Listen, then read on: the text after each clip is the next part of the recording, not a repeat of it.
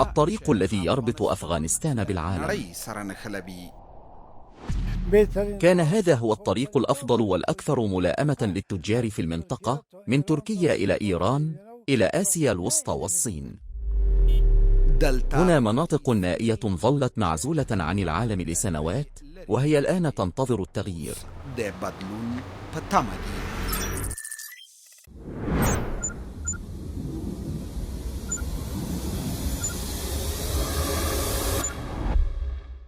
ولم نكن نتوقع يوما أن ينشأ طريق في هذه المنطقة، فقد أصبحت السيارات تصل إلينا ونحن سعداء جدا. هذا ليس مجرد طريق، بل هو بوابة للازدهار الاقتصادي والتجارة والفرص الجديدة. إنه ليس طريقا يربط بين بلد وآخر فحسب، بل يعد ممرا دوليا يربط بين عدة دول، وإن شاء الله ستصبح أفغانستان نقطة الوصل بينها.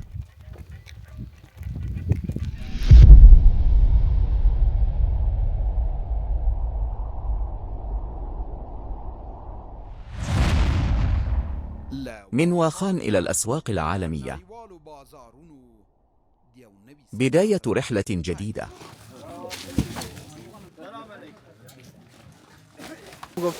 نحن الآن نقف عند النقطة الصفرية على الحدود مع الصين، وقد اكتملت أعمالنا حتى هذه النقطة.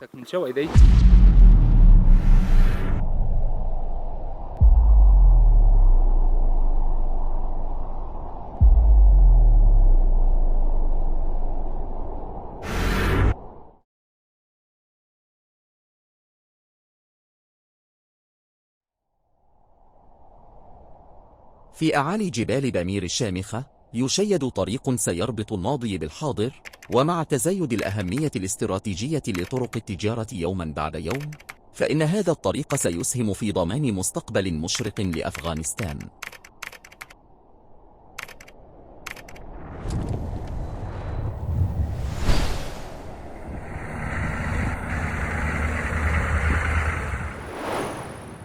وللاطلاع على سير العمل في مشروع طريق واخان، انطلقنا من كابول متوجهين إلى بدخشان.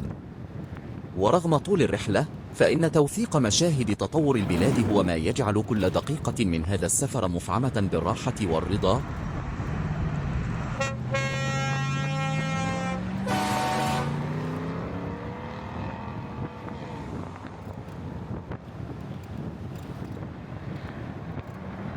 ويقرب إلينا المسافات.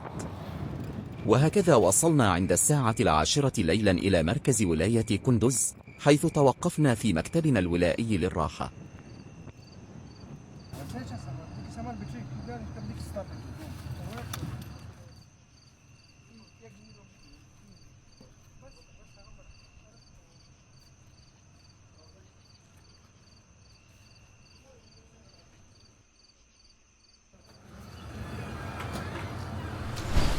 بعد أداء صلاة الفجر، استعددنا لمواصلة رحلتنا، عازمين على اختصار المسافة الطويلة التي تنتظرنا.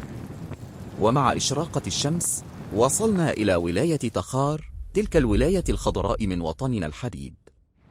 وبعد عبورنا مساحات خضراء شاسعة، وبعد ساعات من السفر، بلغنا مدينة فيض آباد، مركز ولاية بدخشان. في وقت كانت فيه الشمس ترسل آخر أشعتها نحو أفق الغروب. هنا تبدأ رحلتنا، وهدفها الرئيسي وقصتها، فقد أكملنا جميع الترتيبات اللازمة، ابتداء من التنسيق مع الجهات المعنية، وصولا إلى تجهيز مستلزمات الطعام والشراب وسائر الاحتياجات، استعدادا لمواصلة المسير نحو وجهتنا المقبلة. شكرا جزيلا فضيلة الحاج، سنبقى على تواصل معكم. لقد وصل زملاؤنا من العاصمة وهم في طريقهم للقائكم، سنبقى على تواصل معكم، نرجو منكم تقديم كامل التعاون والتنسيق معهم، فهم يعملون على إعداد فيلم وثائقي. انطلقنا في الصباح الباكر من مدينة فيض آباد نحو بامير.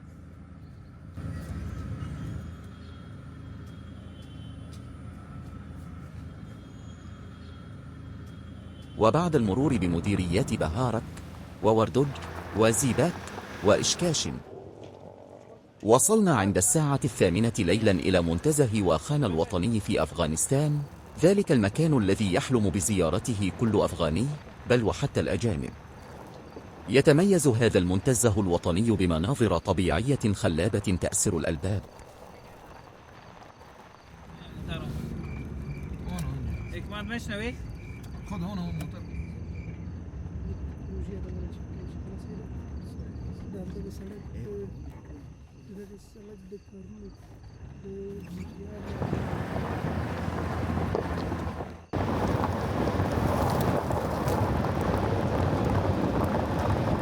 من أين جئتم؟ جئنا من فيض آباد ونتجه إلى واخان. أتذهبون إلى واخان؟ نعم، بعد رحلة طويلة قضينا ليلتنا في خندود، مركز مديرية واخان، ثم واصلنا رحلتنا في الصباح. وكانت المياه الجارية والجبال الشامخة والمروج الخضراء من أبرز المشاهد التي أضفت على منتزه واخان الوطني جمالا استثنائيا. وعند ساعات ما بعد الظهيرة وصلنا إلى منطقة بروغيل التي تمثل نقطة الانطلاق لأعمال تنفيذ طريق واخان. يبدأ هذا الطريق من هذه النقطة ويمتد لمسافة 121.5 كيلومترا حتى النقطة الحدودية مع الصين. وقد قسم المشروع إلى مرحلتين، وينفذ على هيئة طريق حصوي بتمويل من ميزانية وزارة إعادة تأهيل وتنمية القرى وبتكلفة تبلغ 365 مليون أفغاني.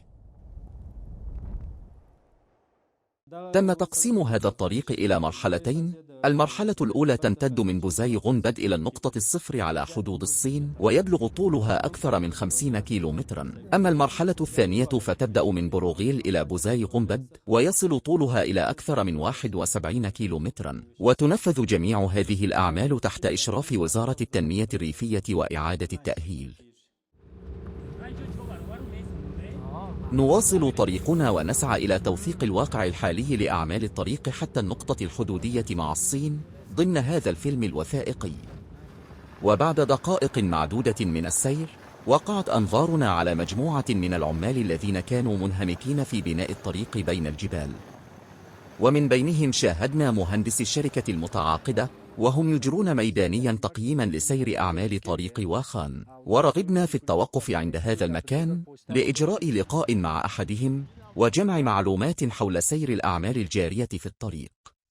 يبلغ عرض الطريق وفق التصميم الهندسي 6 أمتار، وله حافة جانبية بعرض نصف متر، أي ما مجموعه متر واحد، وبذلك يصبح العرض الكلي للطريق 7 أمتار. وينتهي نطاق مسؤوليتنا عند طبقة الفرش الحصوي. تتولى الشركة المنفذة جميع الأعمال الأخرى بشكل كامل، بما في ذلك أعمال الردم والدمك وبقية مراحل التنفيذ.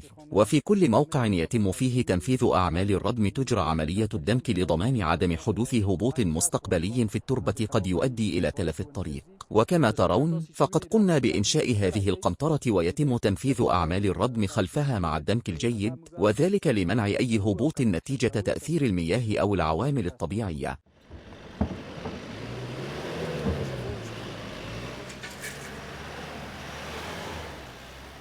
وينشأ هذا الطريق حاليا بطبقة من الحصى ليربط بين المديرية والقرى وسائر المناطق النائية، وليوفر لسكان المنطقة مزيدا من التسهيلات في التنقل.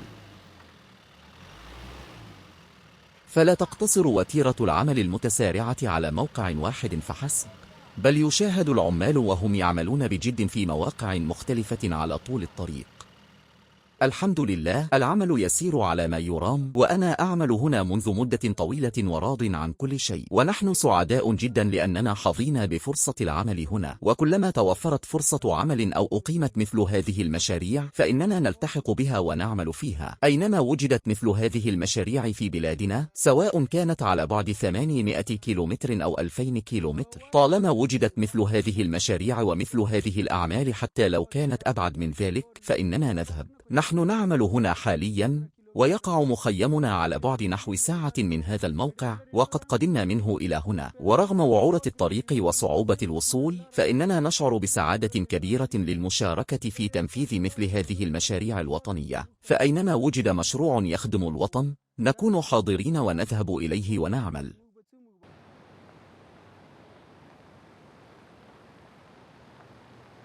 نصل في رحلتنا إلى مكان كانت حياة سكان بامير فيه قبل إنشاء الطريق تواجه تحديات كبيرة، وكان التنقل عبره بالغ الصعوبة.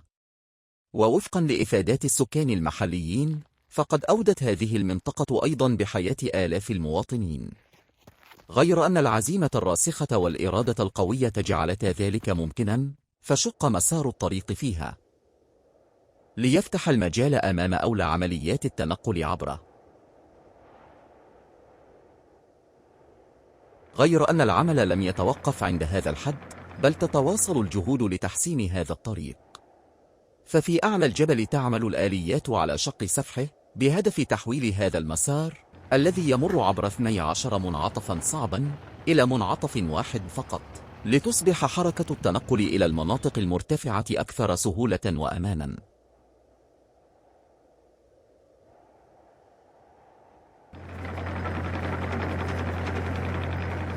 هنا خلفنا تجري أعمال القطع الصخري في موضعين لربط منطقتين، هذا هو الهدف من ربطهما، وإلا الطريق القديم لا يزال قائما إذ يضم 12 منعطفا. ومن خلال إنشاء هذا المقطع الجديد الذي يبلغ طوله نحو كيلومتر واحد، سيتم اختصار الطريق بإلغاء 11 منعطفا ليتصل المسار مباشرة بالمنعطف 12. أما المنعطفات في الطريق القديم فهي ضيقة جدا، إلى درجة أن سيارة صغيرة من نوع هايلوكس تضطر إلى الرجوع إلى الخلف مرتين لتتمكن من اجتياز أحد تلك المنعطفات. تكمن فائدة هذا المشروع في ربط هاتين النقطتين اللتين يجري فيهما القطع أيضا، بحيث يمكن ربط النقطتين وإزالة المنعطفات. بين الجبال وبرفقة نسائم الطبيعة وصوت المياه الجارية، نواصل رحلتنا عبر هذا الطريق الجديد الذي تم إنشاؤه حديثا، والذي تختزن فيه آمال النمو الاقتصادي المستقبلي للبلاد. ورغم أن الطريق لا يزال صعبا في بعض أجزائه، وأن أي غفلة من سائق مركبتنا قد تعرضنا لخطر الموت، فإن استمرار أعمال الإنشاء على هذا الطريق يمنحنا إحساسا بأفغانستان أخرى أكثر راحة وعمرانا. وعلى طول الطريق نصل إلى منطقة يبلغ عرض الطريق فيها 3 أمتار. الطريق ضيق، لكن العمال يحاولون توسيعه إلى 7 أمتار. العمل شاق لكنه ليس مستحيلا، فعلى مدى يومين تقريبا يواصلون حفر الصخور بالمثاقب، ثم يضعون فيها المواد المتفجرة لشق الطريق في جوف الجبل على امتداد يبلغ نحو 130 مترا.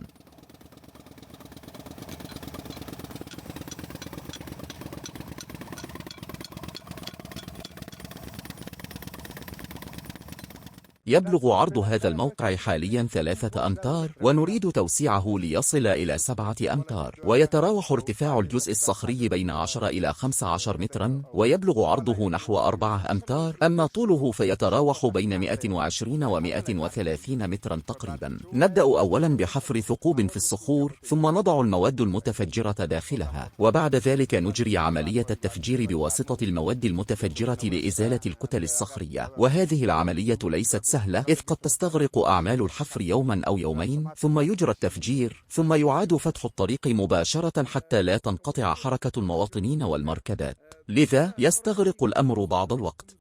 المنطقة باردة ونسيم عليل يهب برفق، ولم يزل غطاء الثلج الأبيض بعد عن صخور الجبل السوداء. نواصل سيرنا، وعند وصولنا إلى منطقة بوزاي غنبد، حيث نتوقف عند جسر تنفذ أعمال بنائه بوتيرة متسارعة.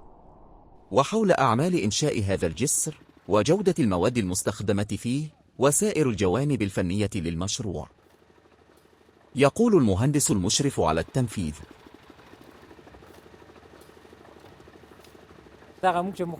الموقف الذي نحن نقف الآن هي موقع جسر بوزاي غنبد. يبلغ طول هذا الجسر 12 مترا وعرضه 7 أمتار، وقد وضع له تصميم هندسي وفق أعلى معايير الجودة. وتتواصل حاليا أعمال صب الخرسانة في الموقع، وقد خصص لهذا الجسر 35 طنا من حديد التسليح، إضافة إلى 250 مترا مكعبا من الخرسانة المسلحة و30 مترا مكعبا من الخرسانة العادية، فضلا عن 100 متر مكعب واحد من أعمال البناء بالحجارة. سيبنى الجسر إن شاء الله بجودة عالية، إذ يعتمد هيكله في معظمه على الخرسانة المسلحة، بينما تقتصر الأعمال الحجرية على جزء محدود جدا لا يتجاوز الأجنحة الجانبية وبعض الأجزاء البسيطة في الجدران الجانبية. إن شاء الله ستكتمل أعمال هذا الجسر خلال 2 إلى 2.5 شهور، ويعمل في هذا الجسر حاليا 8 فردا من العمال التابعين للمشروع. طالما سمعنا أن بعد كل ظلام يشرق فجر جديد، ولكن متى؟ هنا نجد الجواب، لأن آمال الناس قد أزهرت هنا، واكتست حلة جديدة، وأصبحوا يرون بأعينهم يوما بعد يوم تحقق ذلك الحلم الذي لم يكن يخطر ببال أحد.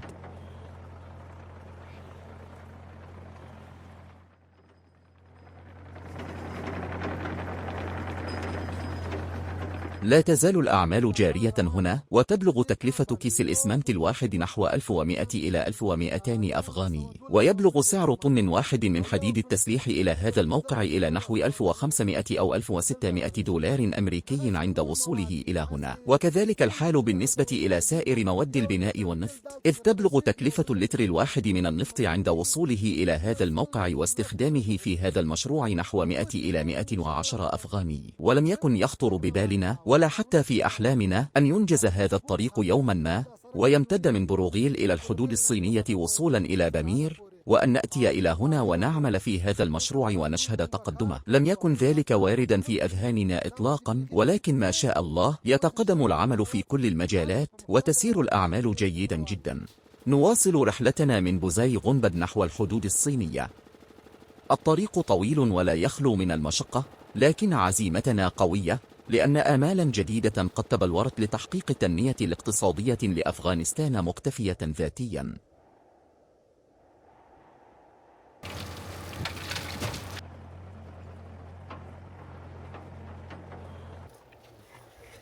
وبعد مسيرة قصيرة على الطريق، وقع نظرنا على شاحنة من نوع مازدا كانت متوقفة بجوار منزل على مسافة غير بعيدة من الطريق، وكانت محملة بالبضائع والسلع التجارية التي تنقلها إلى سكان المناطق النائية والمترامية الأطراف. نواصل طريقنا لنجري حديثا مع هذا التاجر، ونسأله كيف تمكن من إيصال هذه السلع التجارية إلى هذه المنطقة النائية.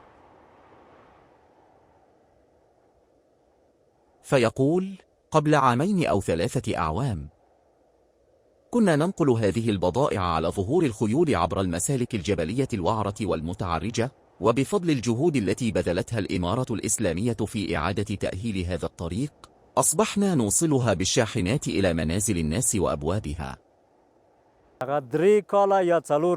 منذ أن أنجز هذا الطريق قبل 3 أو 4 سنوات، أصبحت الحياة أكثر سهولة لنا ولأهالي المنطقة. عندما نأتي إلى هنا تكون رحلتنا مريحة، والسيارات تصل إلى أمام كل منزل. أما في السابق فكنا نسلك هذه الجبال عبر طرق شديدة الوعورة والمشقة. في الماضي كانت الخيول والثيران الياكية كانت تتعرض للسقوط، وكان يكفي أن تنزلق قليلا أو ترتطم بحافة الجبل حتى تهوي مع حمولتها إلى النهر. وقد فقدت أنا شخصيا حمولتي بهذه الطريقة عدة مرات وسقطت في النهر.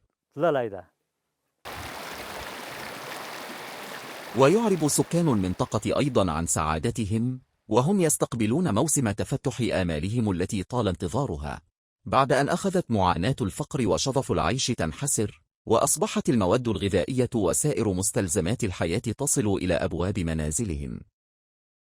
لقد أصبحت الحياة أكثر سهولة بكثير، فأصبحت جميع احتياجاتنا تصل إلى أمام منازلنا، وهذا مما أسعدني كثيرا. ولم أكن أتوقع يوما أن ينشأ طريق في هذه المنطقة، أما اليوم فقد أصبحت السيارات تصل إلينا، وأنا سعيد جدا بإنجاز هذا الطريق، ولا بد أن ينشأ بشكل أفضل.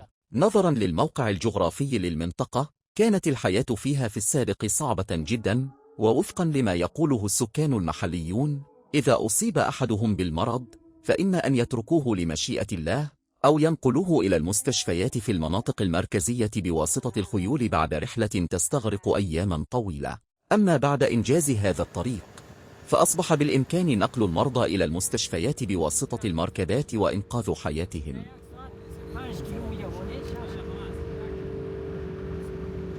لقد وفر لنا إنشاء هذا الطريق قدرا كبيرا من الراحة، فإذا وجد مريض أو طرأ أمر عاجل أصبح بإمكاننا التنقل بالسيارة ذهابا وإيابا إلى مركز المنطقة. هنا يكون الطقس شديد البرودة، لذلك من الضروري الحفاظ على المواد المستخدمة في أعمال إنشاء الطريق وحمايتها بشكل جيد حتى لا تفقد جودتها. ولهذا نرى أن الأجزاء التي تم إنجازها من الطريق تغطى ليلا بالأغطية البلاستيكية والطرابيل حفاظا عليها. وهذا الالتزام يوضح لنا أن المستقبل سيحمل لنا أفغانستان أكثر تطورا وراحة. عند استخدام الإسمنت سواء في أعمال الخرسانة أو في البناء بالحجارة، نقيم خياما حول موقع العمل ونشعل وسائل التدفئة حتى لا يتعرض للإجهاد بسبب الصقيع، ونحافظ على دفئه أثناء فترة التصلب. أما عند استخدامه في أعمال البناء بالحجارة فنغطيه بقماش مشمع أو بلاستيك خلال الليل ثم نزيلها في الصباح، وإن شاء الله تساهم هذه الإجراءات في حمايته من تأثير الصقيع. على ارتفاع يقارب 4800 متر فوق سطح البحر، وعلى هذا الطريق المشيد فوق سقف العالم، يشعر الإنسان بالسكينة والراحة مع دوران إطارات السيارة فوق هذا الطريق. هنا لا تزال برودة الشتاء تسيطر على الطبيعة، غير أن أشعة الشمس الذهبية بدأت تزيل الغطاء الأبيض عن قمم الجبال لتظهر بوادر الاخضرار الحياة من جديد. ونحن أيضا خلال رحلتنا الطويلة نستمتع عن قرب بالمشاهد الطبيعية الخلابة، ونواصل مسيرنا من أجل توثيق سير الأعمال. تسند جميع أعمال طريق واخان إلى المقاول على أساس متري، وفي كل منطقة يجري فيها العمل يكون هناك مهندس مسؤول في الموقع للإشراف المباشر عليه ومتابعته عن قرب. نقدم أعمال الحجر هذه بموجب عقد على أساس سعر المتر. يحضر صاحب العمل عماله إلى هنا ويعملون بموجب عقد معنا على أساس سعر المتر. وفي جميع مواقع العمل سواء كانت أعمال الخرسانة أو البناء بالحجارة أو الحفر أو غيرها، يوجد مهندس أو مسؤول ميداني يشرف عليها مباشرة. في هذه المنطقة التقينا بمهندس يعمل في المرحلة الأولى من المشروع، وكانت علامات الفرح بادية على ملامح وجهه من بعيد. ووفقا لقوله فإن هذا المشروع هو ما يمنحه الأمل بأفغانستان مزدهرة، وأضاف قائلا: يتضمن الجزء الأول من هذا الطريق جسرين كبيرين و48 قنطرة صغيرة وكبيرة و16 جدارا استناديا و78 مرشحا. وتستمر أعماله فعليا بوتيرة سريعة.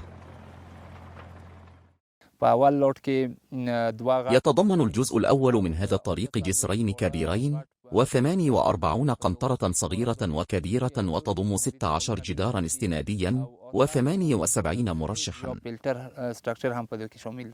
بالنظر إلى بعض أجزاء الطريق، كان طريق واخان في السابق طريقا شديد الصعوبة والتعقيد، لدرجة أنه لم يكن بإمكان أي سيارة أن تسير عليه بسهولة، إذ كانت فيه حفر وتعرجات كثيرة، كما أن عرض الطريق في بعض المناطق كان ضيقا جدا، إضافة إلى كثرة الانعطافات والمنعطفات الحادة. أما الآن فقد بدأت أعمال تسوية الطريق وتحسينه، ومن المتوقع أن يتم إنجازه قريبا جدا. في معظم المواقع كان الطريق ضيقا إلى درجة أنه لا يمكن حتى للسيارات المرور عليه بشكل صحيح، وفي كثير من المقاطع استلزمت الأعمال تنفيذ قطع صخري، حيث كانت الصخور تعيق مسار الطريق فجر نحتها وتوسيع الطريق ليبلغ عرضه 7 أمتار. وفي بعض النقاط الأخرى نفذت أعمال قطع ترابي في المواقع التي كان عرض الطريق فيها ضيقا ليوسع أيضا إلى 7 أمتار. كما توجد مقاطع كثيرة ذات منخفضات أو حفر عميقة، ولذلك تنفذ فيها أعمال الردم، حيث تفرش مواد الردم على طبقات بسماكة 15 سنتيمترا لكل طبقة، ثم تجرى لها عمليات الدمك لضمان ثباتها، ثم تجرى عليها الاختبارات الفنية، ثم تنفذ الطبقة الثانية بالطريقة نفسها. نقوم بتنفيذ التشكيل الهندسي للطريق، ثم ننشئ طبقة التربة التحتية النهائية، وذلك لضبط المناسيب وتوحيد مستوى الطريق. بعد ذلك تفرش على كامل الطريق طبقة من المواد تعرف باسم طبقة السطح الحصوية، ثم تجرى لها عمليات الدمك، وبذلك تستكمل المشروع إن شاء الله.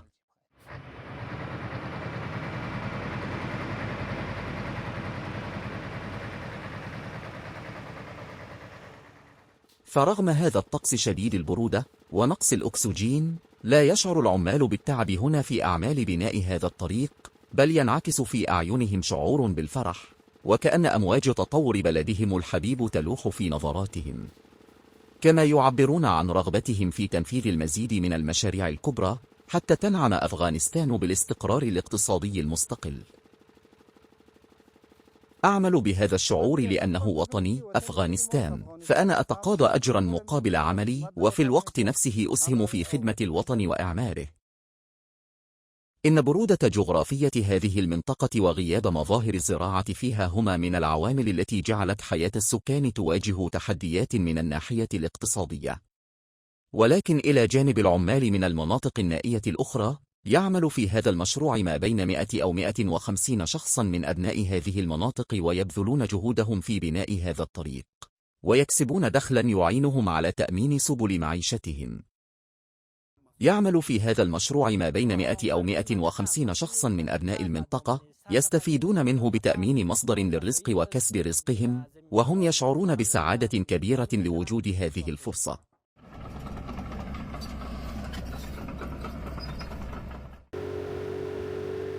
كنا نريد الوصول إلى نقطة الحدود الصينية في نهاية اليوم، لنطلع ميدانيا على مدى التقدم الذي أنجز في سير الأعمال.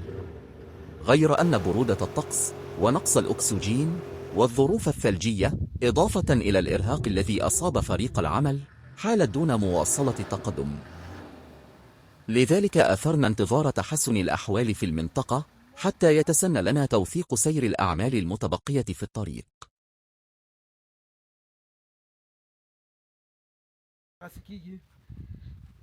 ونظرا إلى برودة الطقس في المنطقة، وبناء على تأكيد مسؤول الشركة المتعاقدة على تنفيذ المشروع، عدنا إلى مقرهم على أن ننتظر إلى الغد ونأخذ قسطا من الراحة ونضع خطة لليوم التالي.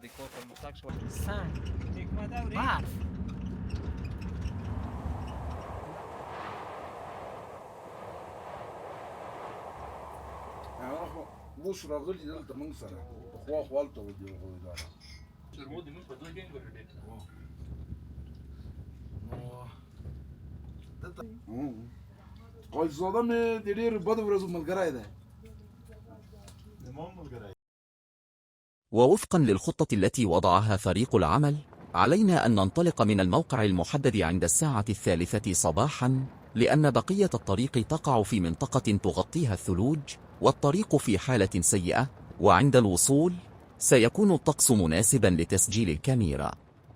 وتنفيذا لهذه الخطة، انطلقنا في الصباح الباكر، وقطعنا بالمركبة نحو 8 كيلومترات فوق طريق متجمد. غير أن تساقط الثلوج الكثيف حال دون مواصلة سير السيارة، فاضطررنا إلى متابعة رحلتنا سيرا على الأقدام لاستكمال مهمتنا الميدانية على الطريق الوعر المغطى بالثلوج.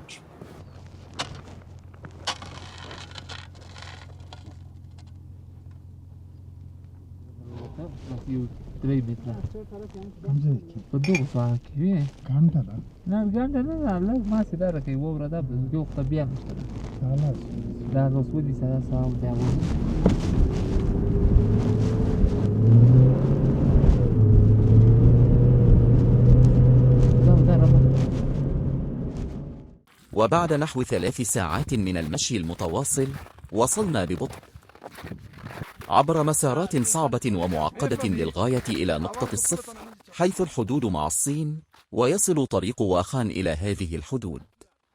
الطقس بارد هنا، والأرض مغطاة بالثلوج البيضاء، كما ارتدت الجبال المحيطة وشاحا ناصعا من الثلج. وعلى بعد خطوات قليلة تشاهدون الأسلاك الشائكة التي تحدد الحدود الصينية.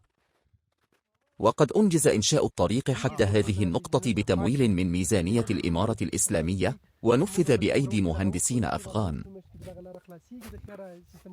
نحن الآن نقف عند النقطة الصفرية على الحدود مع الصين، وقد اكتملت أعمالنا حتى هذه النقطة. أما في المرحلة الأولى من طريق بامير، فقد أنجز ما يقارب 65% من إجمالي الأعمال. ولا تزال أعمال فرش الحصى وإنشاء القناطر متبقية في بعض المواقع، وإن شاء الله ستستكمل خلال الأشهر 4 أو 5 المقبلة.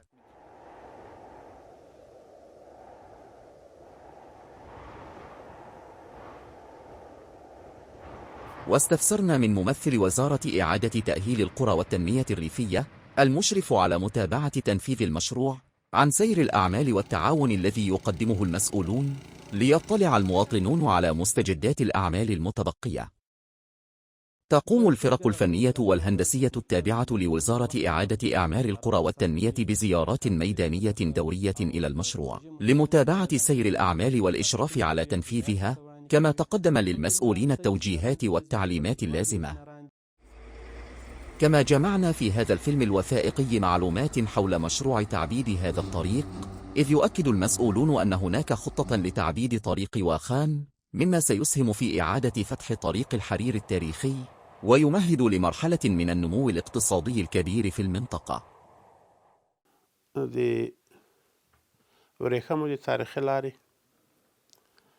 طريق الحرير التاريخي. عندما قدمنا لأول مرة إلى بدخشان، وجه إلينا حضرة أمير المؤمنين بأن نقترح على الموازنة الوطنية مشاريع حيوية من شأنها أن تحدث تحولا في حياة أهالي بدخشان وتوفر لهم خدمات وتسهيلات أساسية، مؤكدا أنه سيوافق على تمويلها. والحمد لله، يعد هذا المشروع بشرى كبيرة للمواطنين، فقد تقدمنا باقتراح 4 مشروعات كبرى، وكان من بينها مشروع طريق واخان، وهو الطريق التاريخي لطريق الحرير، وقد حظيت موازنته بالموافقة، وهو حاليا في المراحل الإجرائية تمهيدا للتنفيذ. وإن شاء الله فإن تنفيذ هذا المشروع لن يكون بشرى لأهالي بدخشان فحسب، بل لجميع المواطنين، إذ سيعبد الطريق بالرصف حتى الحدود الصينية. وأود أن أضيف نقطة أخرى وأنتم على علم بها، وهي أن الصين بدأت مع بداية هذا العام في إنشاء مجمع تجاري ضخم داخل أراضيها، وهو ما يعكس اهتمامها الكبير بتنشيط الحركة التجارية، كما يدل على رغبتها في إعادة افتتاح هذا الطريق التاريخي. وإن شاء الله ومع اكتمال الطريق سيفتح هذا المعبر الحيوي المؤدي إلى الصين، هذا ممر عبور وطريق تاريخي هام على طريق الحرير. ونأمل إن شاء الله أن يحدث هذا المشروع تغييرات كبيرة في حياة المواطنين، وأن يشهد الجميع ما سيحمله من تغييرات.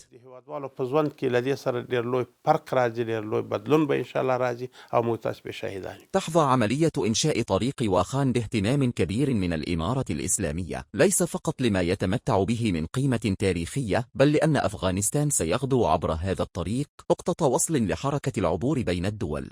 إن الاهتمام الذي يوليه حضرة أمير المؤمنين لطريق الحرير وحرصه على توفير التسهيلات لأهالي بدخشان هو اهتمام لا مثيل له، يهدف إلى تحسين أوضاعهم، فضلا عن إحياء هذا الطريق التاريخي ذي الأهمية التجارية والترانزيتية. إنه ليس طريقا يربط بين بلد وآخر فحسب، بل يعد ممرا دوليا يربط بين عدد من الدول، وإن شاء الله أن تصبح أفغانستان نقطة الوصل بينها. تواجه الموانئ التي تربط الصين بدول المنطقة الأخرى مشاكل خلال فترات من العام، في حين يظل ممر واخان وميناؤه مفتوحين على مدار العام دون انقطاع، كما يعدان أقرب من الناحية الجغرافية وأقل تكلفة من حيث النقل.